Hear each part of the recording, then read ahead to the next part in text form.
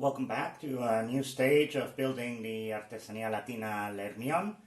And in this stage, I'm going to focus on the lower deck, specifically adding the double planking on the inside of the hull, as well as the boards and the edges, and then painting the inside. I'm doing this by skipping a couple steps in the instructions which said to paint the exterior and doing all that before focusing on the inside. I will paint the exterior later on since I'll be painting it by hand. Adding more details will just make life much easier, and there won't be any need to mask off areas. So this is the reason to change the order and to make it much easier and not to ruin the painting while I'm addressing the inside. So the first thing to do is to cut off strips of very fine planking, 0.5 millimeters by 4, and cut them to size so they will fit inside each of the areas. One of the problems is the gun ports are in the middle, so I will first glue the first two bottom strips, let them dry, and then cut out the shape from the outside, and then put the other three planks on top. There should be a total of 5. To measure where they should end, I've gone ahead and made a template out of spare pieces of sprue where the planks and all the laser cut pieces came, and I just put it where the plank should go, and then with a pencil drew a line where they should end. This will enable me to see where it has to go, and it should be about slightly less than 5 planks. So I'll go ahead and add the first 2 rows from the bottom up, and then cut out the area that has to be left over for the gun ports, and then the other 3, and cut out the rest of the gun port.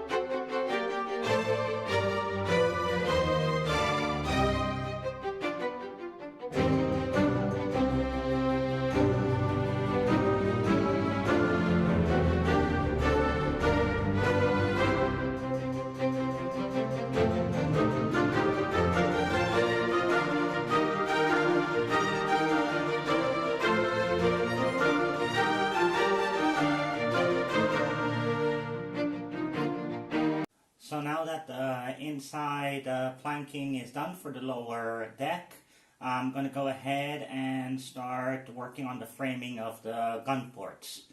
To do this, I'll be using the same planking that I used for the double planking of the lower deck, and that's 0.5 by 4 millimeters wide. The instructions say to use 2 millimeter wide planking, but since I'm not sure how thick the walls are, in some little parts they might be more than 2 millimeters wide, I'll be using these pieces, and then I'll just sand down the edges to make it flush. So to make sure that they fit, what I've gone ahead and done is using the template from when I first made the Gunports. I tried out to see if it fits through. If it didn't, using a file, I lightly sanded down the edges to make sure that it did fit right in there. And this way I can make sure that they're all the same size as well. To glue them down, I'll be using white glue as I did with the double planking. And this should enable me to fill in all these portholes. For the time being, I'm only doing the 5 on each side, which will go straight through into the lower deck, and then I'll focus on the other 10 on each one of the sides.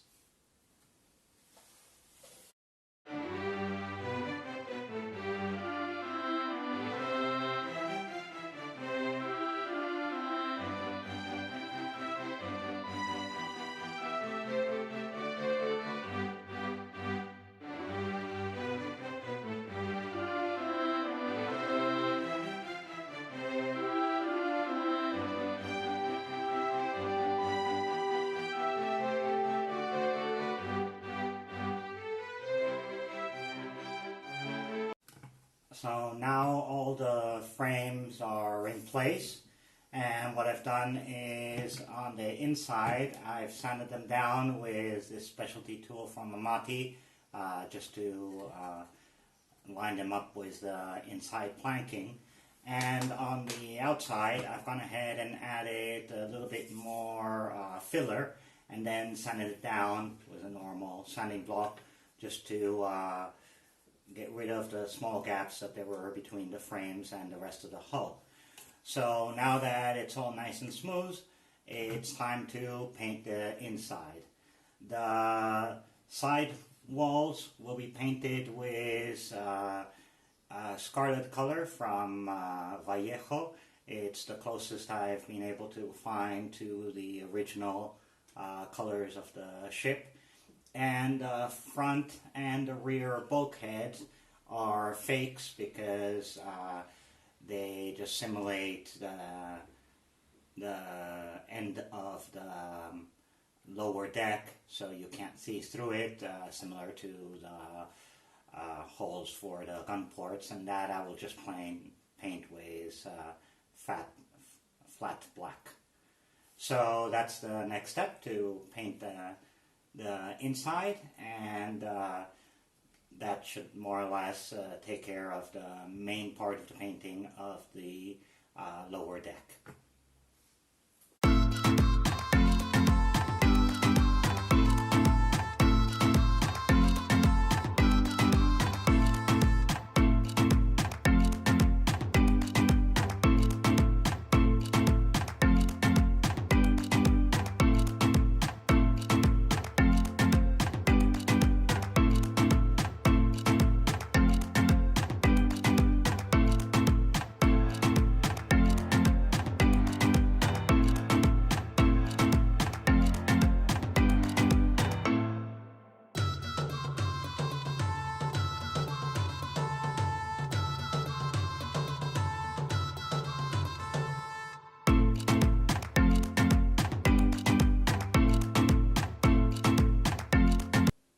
Everything is now painted on the lower deck, red on the sides and black on the bow and stern edges. I've also gone ahead and painted in all the gun ports on the sides, the same red as the interior, and as well as the false upper deck.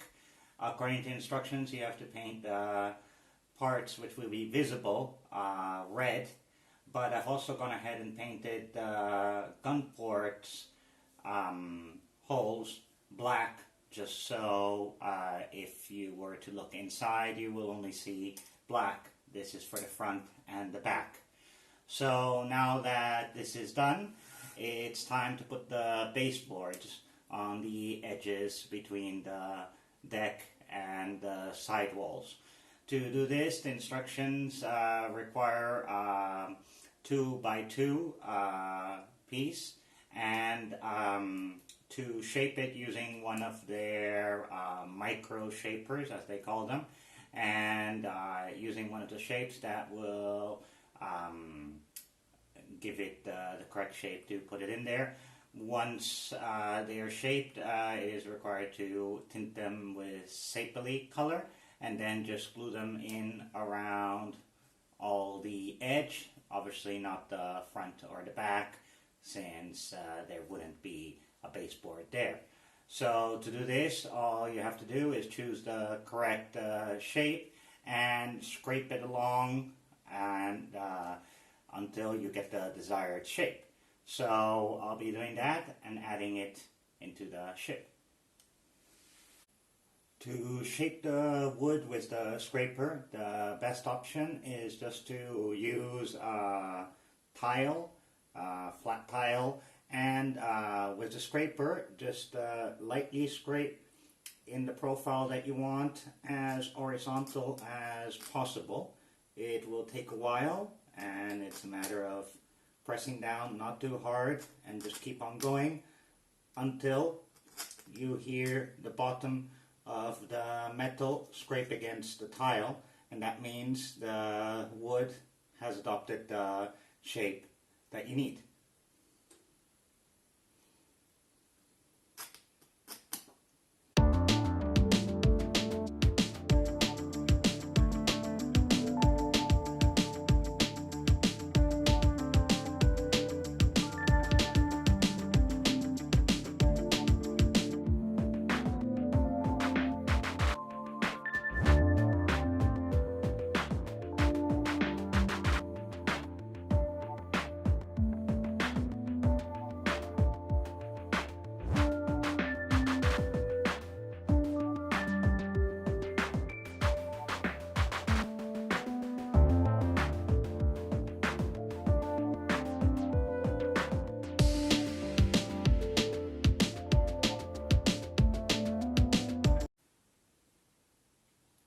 So when you reach the desired shape, the best option is just to rub it down a little bit to get rid of the excess flashing that might be left over. And the next step will be to tint it sepia according to the instructions. In my case, I don't have that, so I'll be using some satin varnish in oak color. I'll just give it 3 coats, and then I'll just cut it into the required pieces and add it into the lower deck. The baseboards are in. To glue them in, all I used was super glue to be able to stick them in quickly, and the hard part was the covering around the stanchions, which were really small pieces. This actually required a lot of fidgety little cuts at 45-degree angles, but it's all in now. And when they were in, I also went over with some of the oak varnish and touched up the corners, since some of the white part could be seen from underneath the varnished part of the wood, and this way now it's all nice and covered. So the next part is to make the hatch covers that go down here. There are 3 of them in the lower deck and 1 in the upper deck that will go up here, that can be seen from underneath as well. To make these, what I need is some of the planking stock 2x5, and cut them down to the different sizes in the instructions for the different parts. And this is the bottom. The edges is 1x3, and as well cut it down and glue it all together.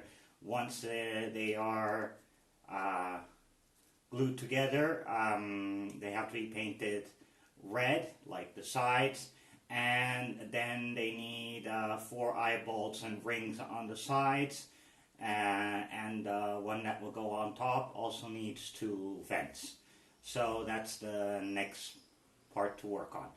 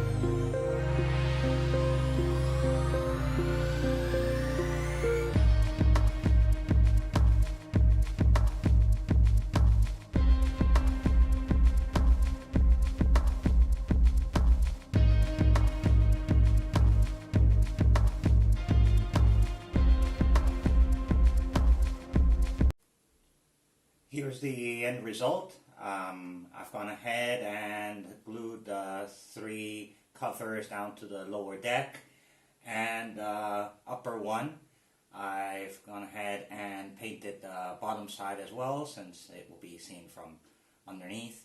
And I've added the 2 little vents, which according to instructions you don't have to add until nearly the end, but it's easier to do it now. And I'll reserve it when I put all the furniture on the top deck. Once I glued them in, I've also painted on 4 layers of matte varnish onto the whole lower deck bay and all the painted parts on the gun decks, and as well as the lower side of the upper deck. I also added 2 little blocks to block off the last windows back here. Again, the instructions say to do it much later when you've put the top deck on. It's much easier to do it now, and that way when the photo etch windows have to be glued in, they just go straight on that. So with this, this step is done. The next step is to add the furniture for the lower deck, which is the cannons, the cannonball trays, as well as the support for the launch and pumps, other little details as well. So that'll be the next stage, but for the time being, it is done for this one. Thank you for watching, and I'll see you on the next stage.